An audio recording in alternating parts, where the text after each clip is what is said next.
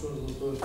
António Sousa Lara, meu mestre, meu amigo, Sr. Comendador Joaquim Barahona, meu amigo cúmplice destas coisas da cultura já há várias décadas, Sr. Dr. Vítor Escudero, digno chanceler desta Academia, meu amigo, meu irmão escolhido, como eu costumo dizer, como filho único, tive o privilégio de poder escolher um ou dois irmãos e tu sabes que és um deles, senhores académicos desta nossa Academia de Letras e Artes, e em particular felicito desde já os novos empossados, digníssimas e digníssimos convidados. Cumpre-me falar um pouco da heráldica do Exército neste milénio e aqui também uma forma de ver a tal Portugalidade, a imagem do nosso Exército. O Gabinete de Heráldica do Exército nasceu por iniciativa do General Camarapina, que foi acolitado por alguns dos mais influentes heraldistas do século XX. O Franz Paul de Almeida Langens, o responsável pela coordenação da redação do regulamento que viria a regular toda a área, por João Paulo de Abreu e Lima, que realizou as ilustrações deste normativo e ilustrou as primeiras armas, por José de Campos e Sousa, que foi o primeiro diretor desta estrutura, criada em 66, e por esta estrutura, por este organismo, passaram alguns dos mais reputados heraldistas portugueses, quer ao nível da ordenação, como o já referido Campos e Sousa, Miguel Paiva Conceiro, também conhecido por Conde de Paraty, o Coronel Jorge Guerreiro Vicente e José Manuel Pedroso da Silva, quer ao nível artístico, sendo destacar o trabalho do já referido Abreu Lima, o Paiva Conceiro, que além de ordenar, também era dotado de grande capacidade plástica e iluminava as armas que produzia, António Galvão e principalmente por José Estevães Colasso, talvez um dos mais notáveis heraldistas portugueses de todos os tempos, com uma produção notável em quantidade e, sobretudo, e isso é que é o mais importante, às vezes a quantidade é irrelevante se não for acompanhada de qualidade, e realmente armas heráldica de excelsa qualidade. Cumpre falar do que foi produzido no século XXI, embora eu vou referir algumas armas que foram ordenadas no ano 2000, portanto, tecnicamente, ainda no século XX, até ao dia 30 de dezembro de 2010, data que corresponde à passagem à reforma do diretor desta estrutura, o Tenente-Coronel Pedroso da Silva. É muito curioso verificar que nesta década a estrutura do gabinete é reduzidíssima. Basicamente era o Tenente-Coronel Pedroso da Silva, que era assistido administrativamente e com alguma investigação pelo Tenente Miguel Sanches de Baena, que entretanto passaria à reserva, mas a parte plástica, todas as imagens que eu vou mostrar são da responsabilidade de Mestre José Estevães Colasso, cuja colaboração com o gabinete remonta a 1979 e que é o único que ainda mantém funções no presente. E para que organismos é que foram criadas armas?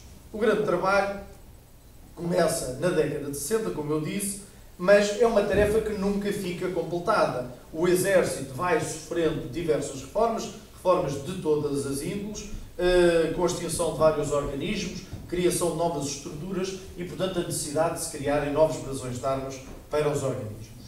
No século XXI, houve, efetivamente, no que diz respeito à criação de organismos e à respectiva criação heráldica, uma diferença muito grande, que eu diria que passa por alguma estabilização estrutural, portanto, são poucos os organismos, digamos, que são criados, digamos, de raiz, são relativamente poucos, mas, paralelamente, há uma nova forma de estar da política externa portuguesa no xadrez geoestratégico mundial, o que leva à participação de tropas portuguesas num número muito significativo de missões de pacificação internacional. São, sobretudo, unidades de engenharia, batalhões de infantaria, agrupamentos mistos de infantaria e cavalaria que foram enviados aos diferentes teatros de guerra. Chegou a ser, inclusivamente, aprontada uma companhia de polícia militar que, apesar de ter recebido armas, apesar de ter sido armigerada, não chegou a ser efetivada. Assim, a grande maioria das armas ordenadas, como iremos ver adiante, foram para as tropas portuguesas espalhadas pelo mundo e foram realmente uma parte muito significativa da sua imagem. Também faz parte da imagem da sua tropa, das nossas tropas, a sua heráldica. Vou tentar agora sistematizar os denominadores comuns e,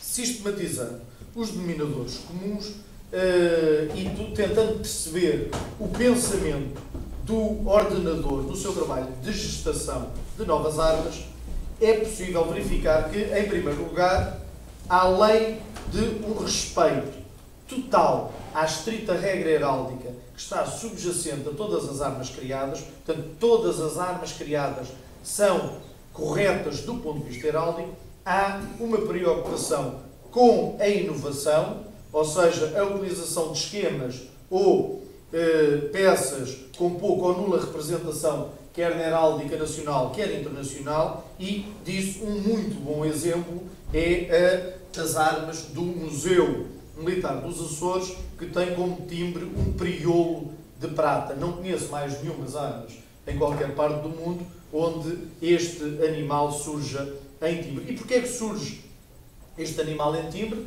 Trata-se de uma espécie ornitológica endémica dos Açores e circunscrita ao maciço oriental da ilha de São Miguel.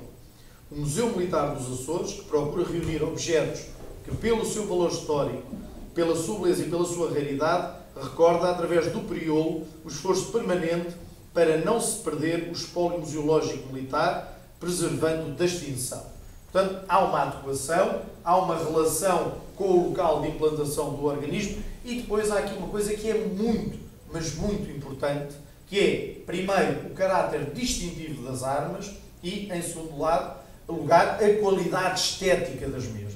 E façam um exercício, analisem, por exemplo, a heráldica municipal e vão ver que ela normalmente cumpre as regras heráldicas, não se repetem armas, mas as armas são todas parecidas. Ou seja, Cascais tem castelo, Setúbal tem castelo, etc, etc. Tem 300 castelos, 200 cachos de uvas, 300 ondados, etc. Portanto, este caráter distintivo, este caráter criativo, este caráter artístico, infelizmente, perde-se muitas vezes. E aqui há toda essa preocupação. Não vamos confundir armas e vamos, sobretudo, fazer armas que sejam interessantes do ponto de vista estético.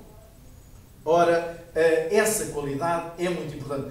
E atenção aqui, um parênteses para as pessoas que não têm que saber muito de heráldica. Eu digo sempre que a heráldica é uma arte conceptual, ou seja, é pensada, é descrita, é passada à escrita e depois os artistas plásticos vão representá-la como a entenderem. E é essa concepção que eu entendo que muitas vezes é arte. Ou seja, a pessoa que se lembra de repente tem 3 flores de lis em Campo de Ouro está a instaurar, neste caso instaurou há muitos séculos, mas criou uma forma que antes não existia. E é uma forma que ainda hoje tem valor e qualidade plástica e pode ser experimentada sob o ponto de vista da estética. E essa preocupação está em todas as armas que eu vou mostrar. As primeiras armas criadas no século XXI foram exatamente para o Batalhão de Infantaria da Brigada Ligeira de Intervenção e que tem uma ordenação muito simples, mas uma enorme carga simbólica. Escudo de prata, um lobo rampante de negro, banda de vermelho brocante, carregada de uma baioneta de ouro, timbre, o lobo do escudo, segurando na garra destra o escudete da Brigada Ligeira de Intervenção, que é de azul, a planta de uma fortaleza de prata.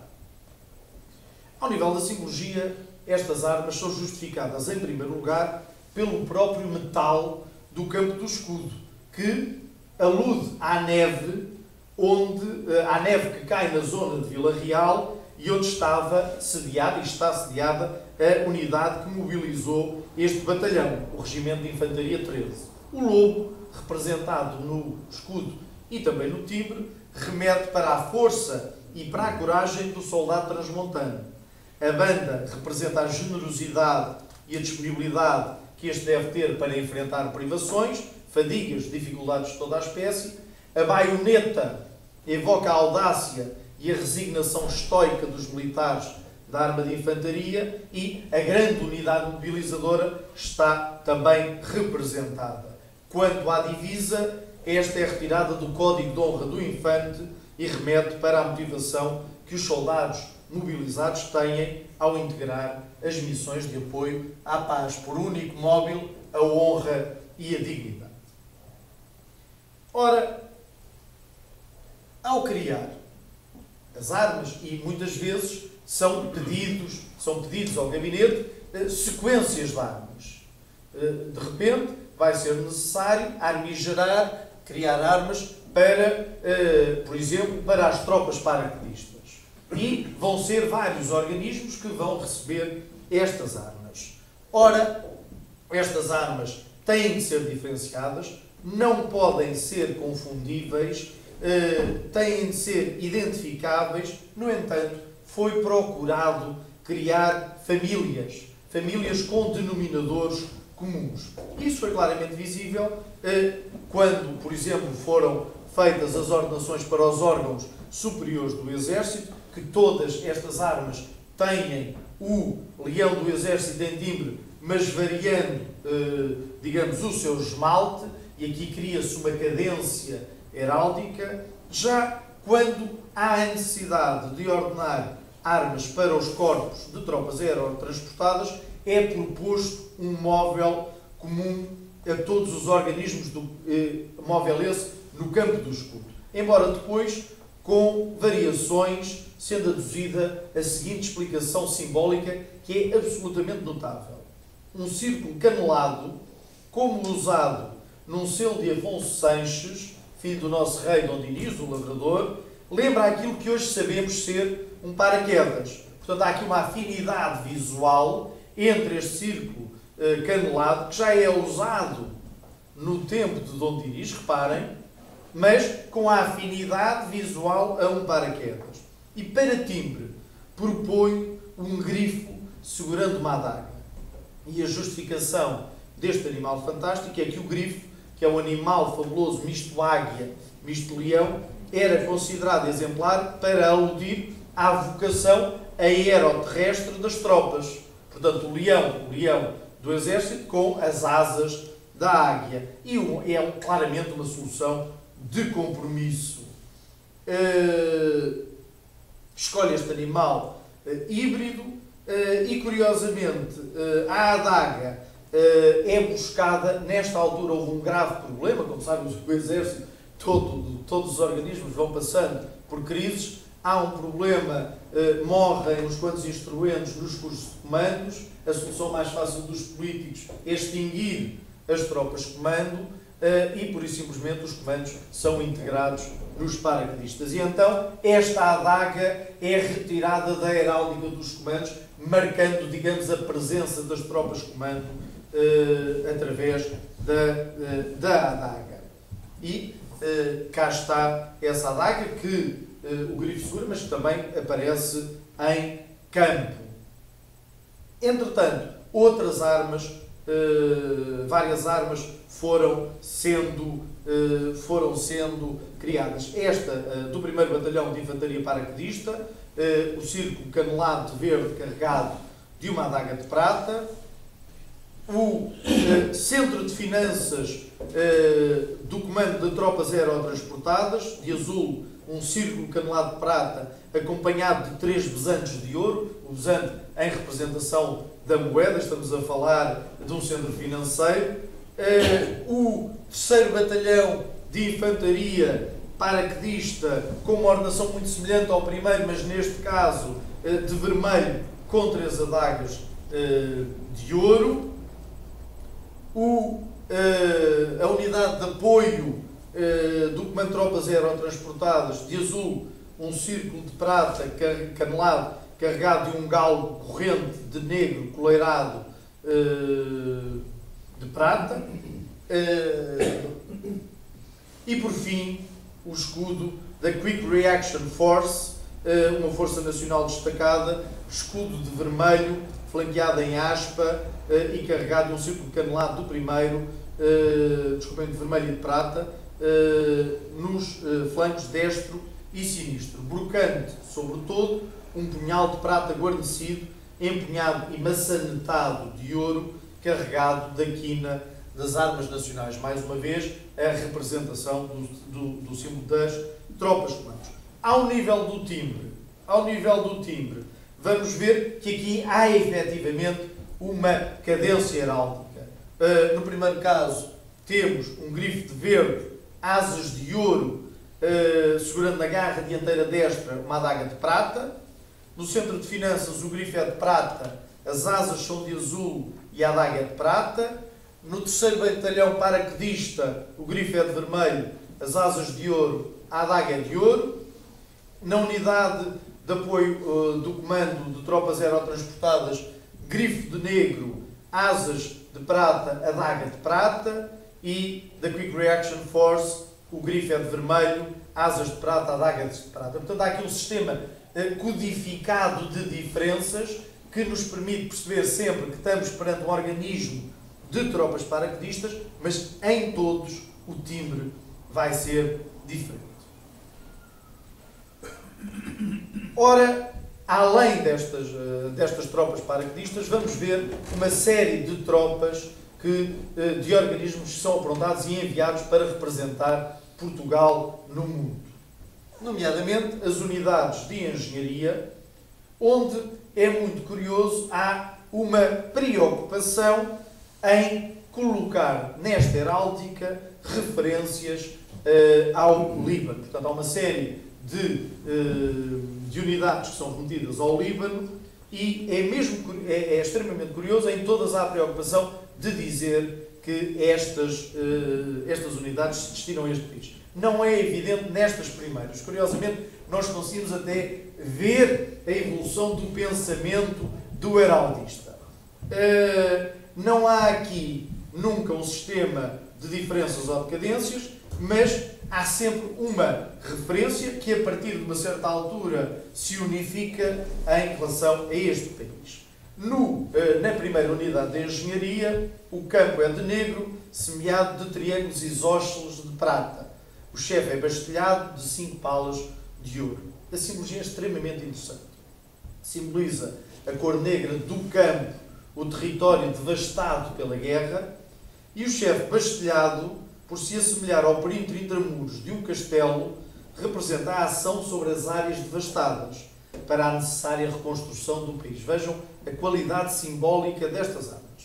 A referência ao país é feita pelo semeado de triângulos, que representa a vasta cobertura florestal que marca a história da região desde os tempos da Fenícia, referenciando ainda hoje o Líbano como o país dos cedros.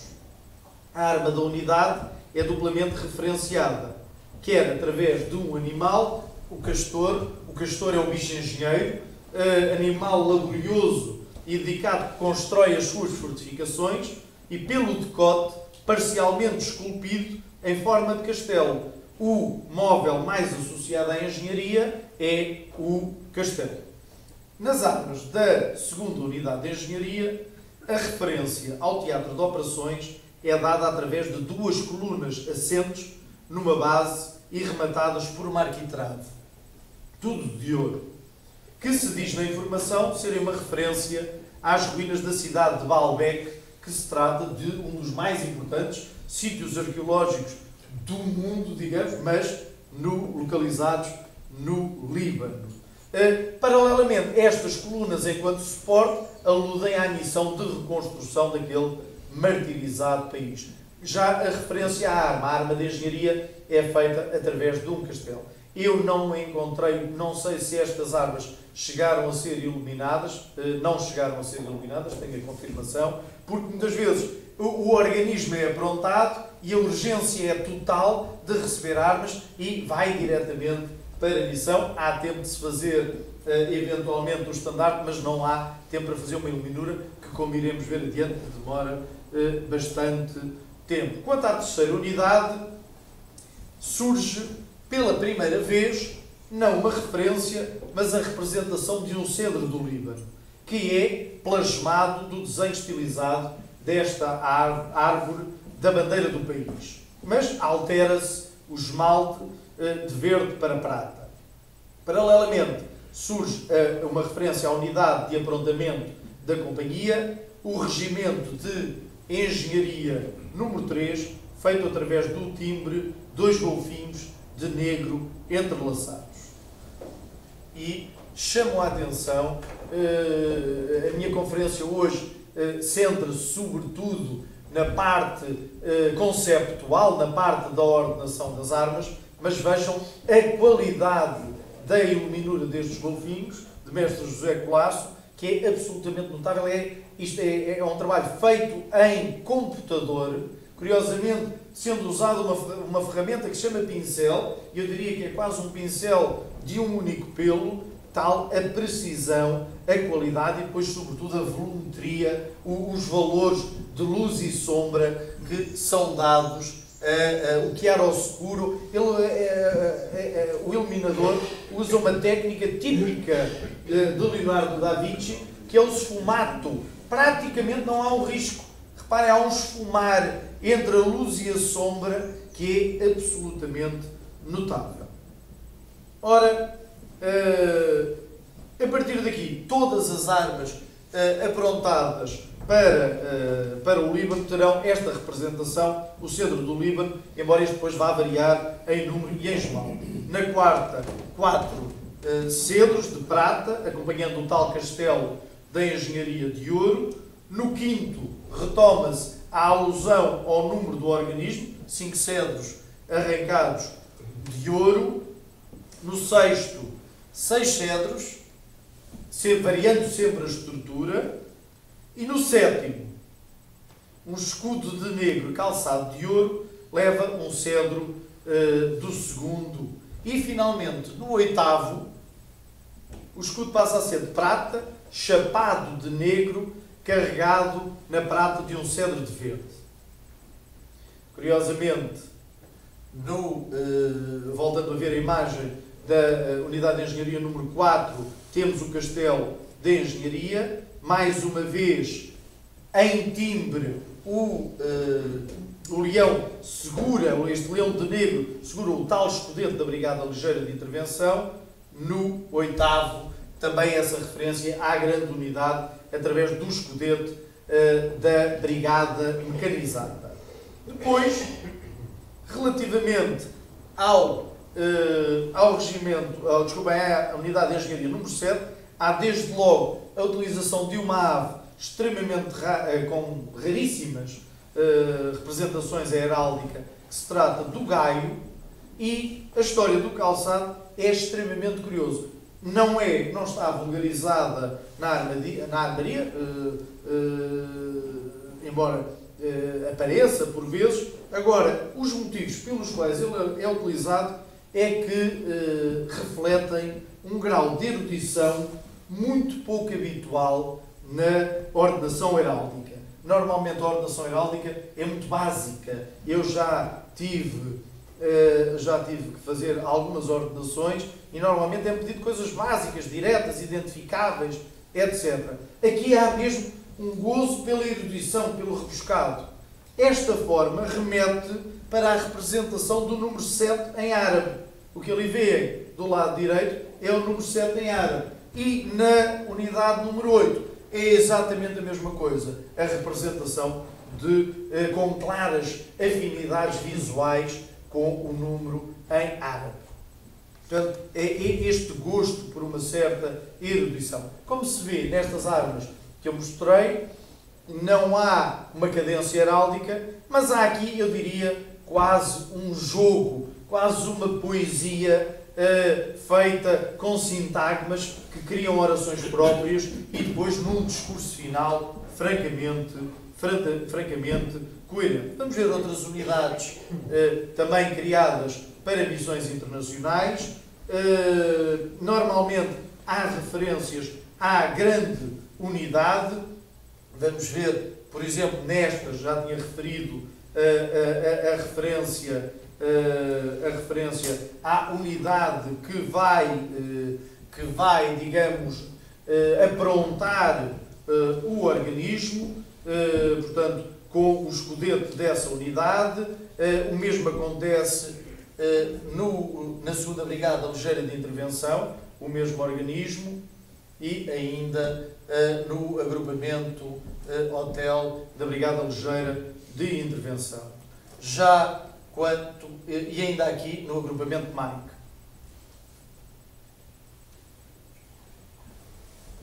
Já aqui a outra unidade, aqui o Batalhão de Infantaria Mecanizado vai referir-se a outra unidade, portanto a Brigada Mecanizada, com armas de prata, 5 escudetes antigos de azul postos em cruz e depois carregados de besantes, remetendo para as mais antigas armas portuguesas. E aqui vão ver, ao nível do timbre, a variação dos animais muito pouco usados em heráldica, como este rinoceronte ou este javali. Neste caso são 2 garras, aqui um cavalo brincão, aqui de novo um cavalo brincão. Aqui é a tal companhia de polícia militar, chegou a receber armas. Estas armas nunca foram, digamos, validadas, porque nunca saíram, esta companhia nunca saiu de Portugal. Entretanto, nas poucas, isto são outras armas também criadas já sem estas cadências. Entretanto, nas poucas reformas que foram feitas no Exército Português, foram criadas novas direções, nomeadamente para as direções, portanto, para o Comando de Instrução e Doutrina é criada a Direção de Doutrina, Educação, portanto, Educação e uma terceira de Formação, e para o Comando de Logística são criadas 2 direções, a Direção de Aquisições e a Direção de Material e Transportes. Comecemos pelas direções do Comando de Instrução e Doutrina. Primeiro, a Direção de Formação, escudo de negro, uma folha de acanto de ouro, acompanhada em chefe de 2 livros de prata, e é muito curiosa a razão da folha de acanto. A folha de acanto remete para o facto de ser difícil de retirar da planta onde cresce, simbolizando a vitória sobre as dificuldades, só possível com perícia, conhecimento e esforço. Os livros têm o significado habitual de saber e de transmissão de conhecimento. A Fênix, na sua fogueira da imortalidade de vermelho, evidencia o eterno recomeço dos ciclos de formação.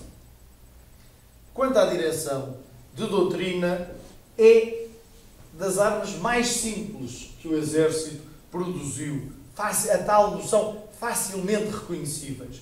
Em campo de vermelho, um sol de ouro. E aqui o simbolismo prende-se com o paralelismo que se estabelece entre a emissão da energia desta estrela e a orientação do saber e criatividade no Exército, que é a missão desta direção. O timbre, mais uma ave, mais um animal pouco usado, uma cegonha de prata, sancada e bicada de vermelho, remete para a longevidade desta ave e para a busca da perenidade nas ações do organismo, o que é até reforçado pela divisa princípios perenes, excelso saber. Direção de educação. Mais uma vez, armas extremamente simples. Uma oliveira arrancada de 3 raízes de prata. O mais interessante destas armas será o quê? É o timbre, efetivamente, um sericata de prata, que eu não conheço qualquer outra utilização na heráldica nacional e na heráldica internacional também poucas serão. E é extremamente adequado este animal, que já que nos seus hábitos diurnos e sociáveis o impelem a sair da toca, a olhar o sol e a perscrutar o horizonte. Simbolizam os atributos que permitem aos alunos dos estabelecimentos militares de ensino superar as dificuldades e olhar com confiança para o futuro promissor. A curiosidade de saber a camaradagem e o espírito de corpo.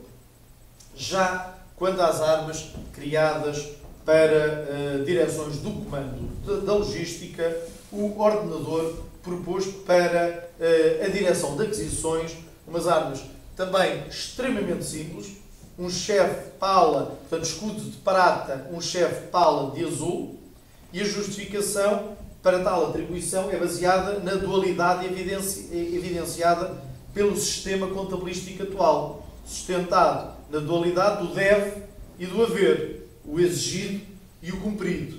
E por timbre, mais uma ave, o peneireiro cinzento, de prata armado e encendido de vermelho, ave cujas características de visão e mobilidade se associa à tarefa do organismo armigerado. Para a direção de material e transportes, escudo de ouro, 3 trevos de vermelho e o número é relacionado com as 3 funções logísticas do organismo: a manutenção, o reabastecimento e o transporte. A cor do trevo, que quando verde tem uma simbologia associada à sorte, quando de vermelho passa a ser associada à laboriosidade. Por timbre, um albatroz de ouro remete para a robustez, mobilidade, autonomia, que são as qualidades que esta direção deverá ter. Mas foram ordenadas mais armas, vou mostrar mais 2 ou 3 que considero de particularmente relevantes e interessantes, como esta do Depósito Geral de Material do Exército. Foram ordenadas em 2002 e têm a seguinte composição: escudo de prata, uma aspa de vermelho carregada de 5 cadeados de ouro, timbre, um flamingo de prata.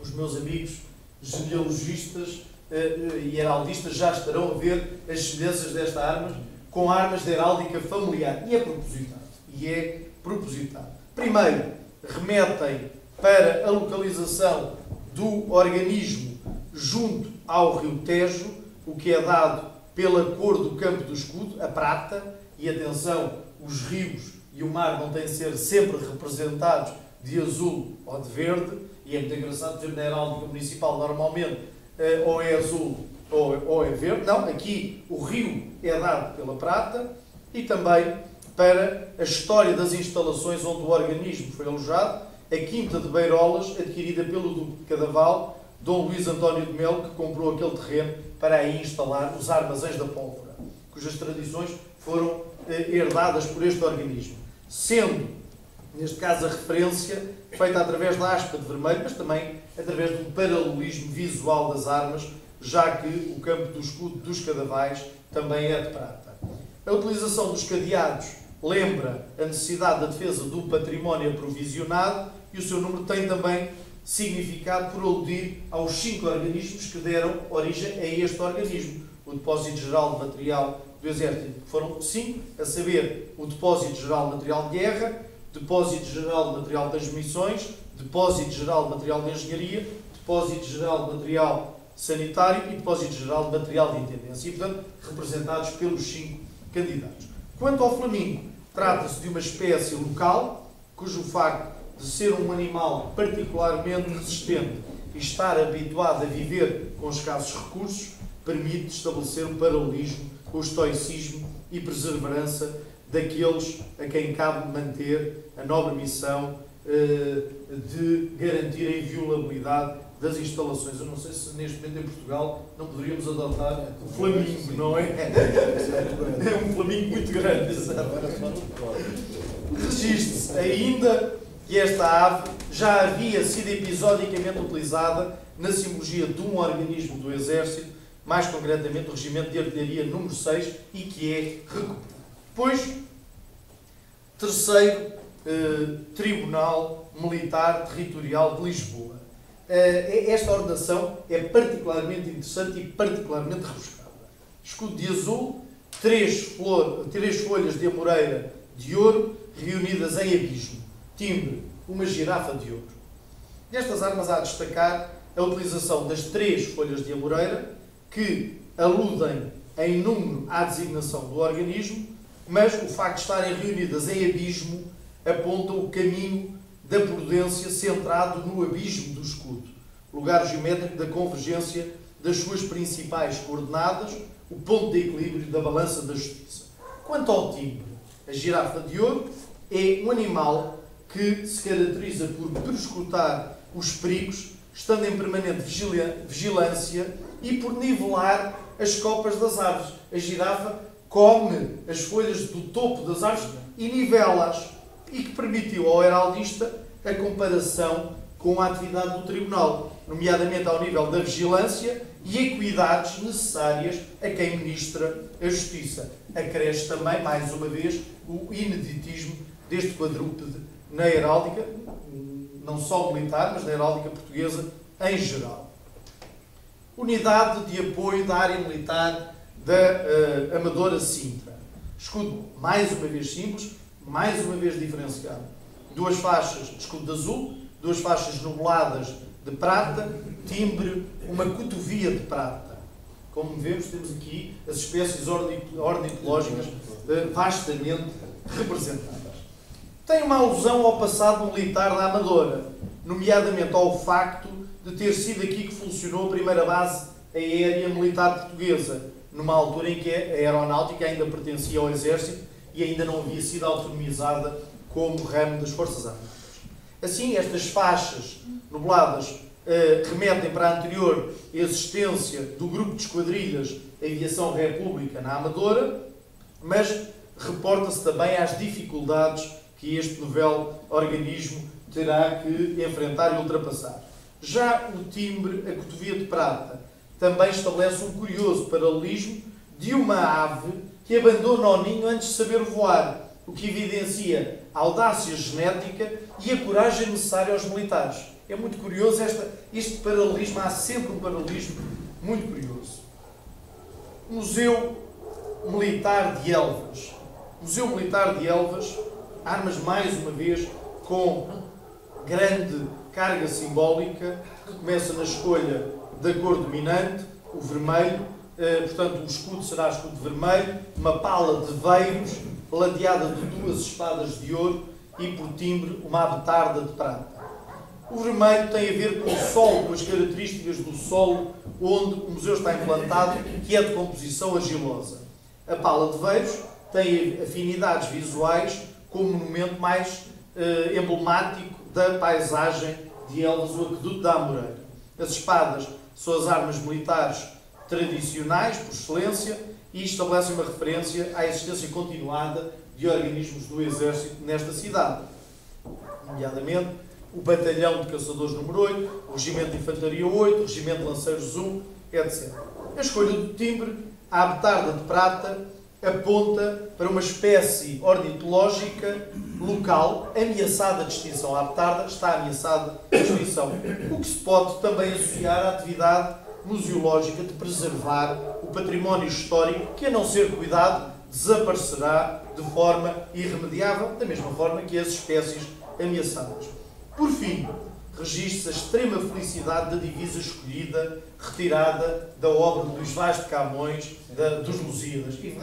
É tão adequado, é tão extraordinariamente adequado ao museu.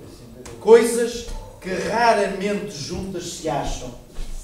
Não pode ser mais adequado. Não é preciso inventar nada. Foi buscar aos nossos poetas maiores. Estou quase a terminar, só para realçar que há realmente uma permanente busca de originalidade nas ordenações do gabinete, que não deixam de surgir armas convencionais, mas procuram sempre soluções inéditas, soluções pouco utilizadas. Como já mostrei há pouco o chefe Paula da Direção de Aquisições, já falei de uma série de animais, o flamingo de prata, a cotovia de prata, o priolo, a abetarda, o albatroz, o peneireiro, a cegonha, etc. Depois há animais, como eu disse, outros animais raramente empregos em heráldica, a girafa, aqui o rato de prata na heráldica da Biblioteca do Exército, que é extremamente curioso. Fala-se muitas vezes do rato de biblioteca, aquela pessoa que vive nas bibliotecas, o rato de biblioteca, aqui usado desta forma. Falei-vos da suricata de prata e depois também usos faleiros das folhas da amoreira. Aqui neste caso, na Escola Prática de Serviços, em timbre, uma embarcação viking, muito curiosa, portanto também não conheço qualquer outra utilização. Falei-vos da folha de acanto, tão conhecida dos capiteis da clássica Ordem Coríntia, mas pouco utilizada em heráldica. Queria-vos dizer também que o Gabinete de Heráldica do Exército foi muito mais do que isto. Foi também um grande e muito importante centro de investigação. Várias publicações foram dadas à estampa sob o seu patrocínio. Eu próprio fiz várias conferências apoiado como esta pelo Gabinete. Esse apoio é extensível a um grupo largo de investigadores que querem estudar a heráldica do Exército. Por exemplo, o Miguel Metelo de Seixas, que publicou um importante estudo de vermelho, um leão de ouro, a relação entre a heráldica de família e a heráldica do Exército, brilhantemente iluminado, notavelmente iluminado, mais uma vez, e não me canso de o dizer, por mestre José Estevães Colasso. O próprio professor Humberto Nuno Oliveira, que é um dos mais reputados estudiosos de falarística portuguesa, publicou vários artigos nesta esfera, nomeadamente sobre a medalha militar. Eu próprio, a minha tese de doutoramento é feita com uma investigação que não teria sido possível sem o apoio do Gabinete. Eu vou-me calar já devem estar fartos de me ouvir. A conclusão são só mais 7 páginas, mas para dizer que fica a faltar falar de imensa coisa. Fica a faltar falar de toda a emblemática criada para o Exército.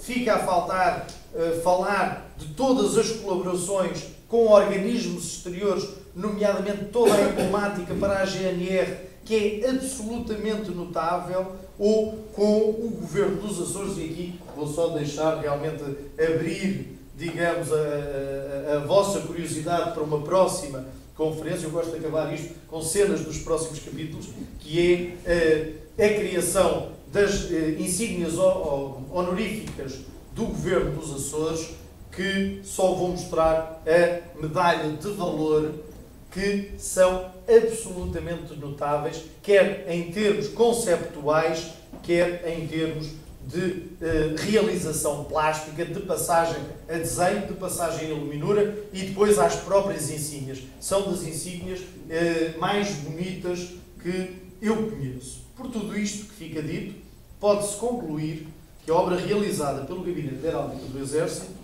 nos últimos 10 anos, manteve a tradição de produção de heráldica de grande qualidade, iniciada por Campos e Sousa, continuada por Paiva Conceiro, Guerreiro Vicente, dirigida por Pedroso da Silva, iluminada por uma série de notáveis iluminadores